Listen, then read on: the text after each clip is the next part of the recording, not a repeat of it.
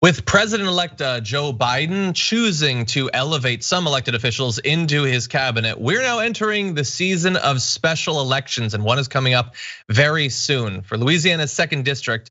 And we've got a just announced candidate for that position that I think you might remember, Gary Chambers. Welcome back to the Damage Report. What's up, brother? It is good to be with you. It's good to have you here. So several times you've joined me as co-host of this show. You're arguably looking to fill a more important position. So tell me about this. You just announced earlier today that you're running in that special election in the 2nd District. Yeah, we are gonna go for it, brother. We are running for Congress to replace Cedric Richmond, who has been our congressman here in the 2nd Congressional District for the last 10 years. And so I'm excited about the opportunity to go out and talk to the people of Louisiana about bold new ideas for the progress of our community centered around justice and equity. So we've already got a couple of people who have announced interest, some others that are being speculated. I know that our audience is familiar with you, but for those who might be seeing you and hearing from you for the first time, can you tell us a little bit about your experience, what you're bringing to this congressional run? No problem. I have been an advocate. I'm a born and raised Baton Rouge native, and I've been an advocate here in this community for nearly a decade now. And I have helped to fight for justice in a host of different ways, whether that is economic justice or healthcare justice, environmental justice, and worked alongside different organizations and community folks.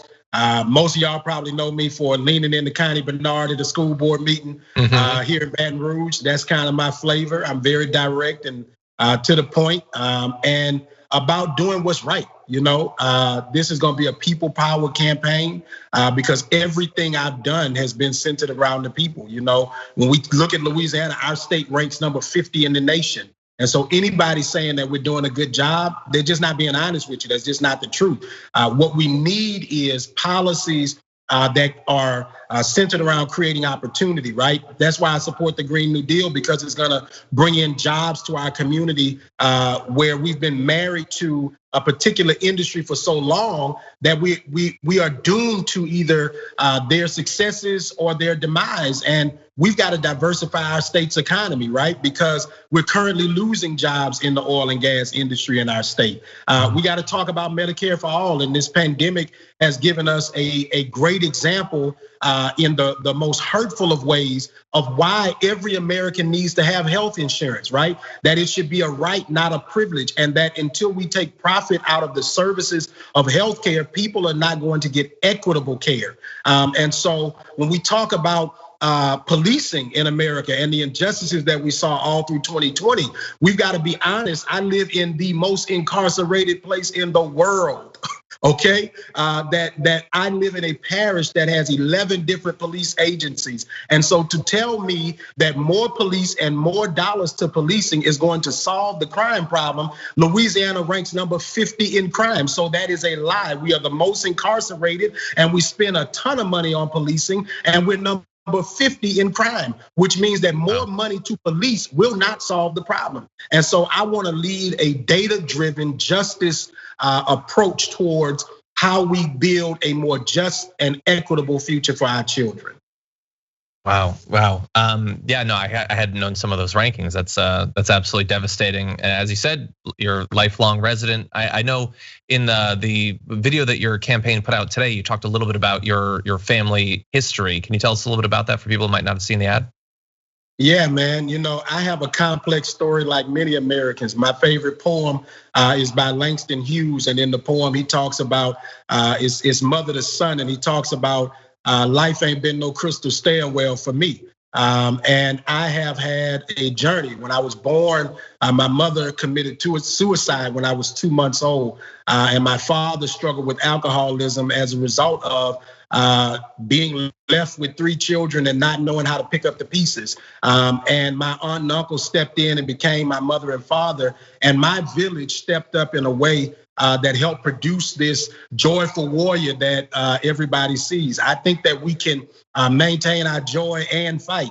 And that comes from my faith. I tell people all the time, my motto is to do good and seek justice, which comes from Isaiah 1:17. Do good, seek justice, help the widow, the orphan, and the oppressed. And that's our campaign slogan, right? But it's not a slogan for me because it's a way of life. It's what I was taught through my years in ministry. When we talk about faith, my faith teaches me that Jesus was about justice and equity. And if we were truthful about the first church, they were probably socialists because the Bible tells you that they had all things in common. But we don't want to have these conversations, or we've allowed certain people to own the narrative of faith, or we've allowed them to own what justice and law and order should look like. And I'm here to take it back because that's what I've been taught to do through my whole existence, is keep pushing. And so I'm gonna push the line for the people the same way that I've had to push just to be where I am, brother. Yeah. Wow. Well, the pushing's gonna happen soon because while we love to have candidates on, and we're gonna start doing that for the midterm elections probably in the next couple of months. We're not talking about 2 years out. This is a special election that's expected to happen in March, correct? Has a specific date been announced yet? The date has not been announced, but unfortunately, we know that there will be an election because Congressman-elect Luke Ledlow, who passed away from COVID, his replacement election is March the 20th, and we anticipate that Representative Richmond is going to resign in the next week or so, and that the governor will call for the election to coincide with the other election that's going to exist. And so we'll have an election March 20th and a runoff for April 24th. But if folks like your audience support us, hopefully we can put this thing to bed on March 20th. Okay, so how can that happen? What sort of help does your campaign need?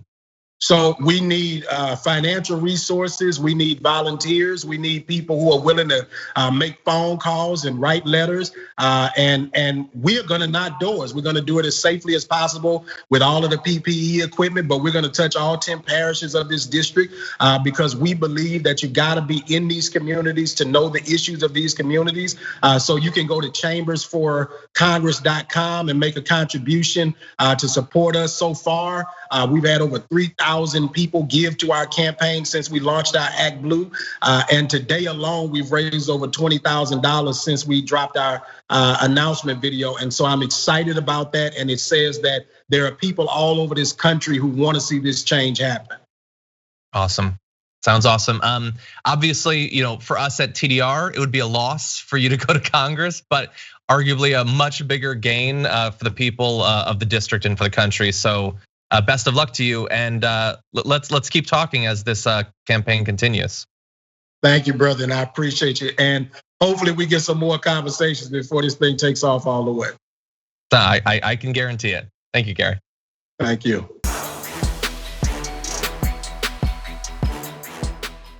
For more political news, breakdowns, interviews, stories of activism, and me trying my hardest to care about the occasional big celebrity news story, subscribe to our YouTube channel at youtube.com/The Damage Report. And you can ring the bell wherever it is so you don't miss anything.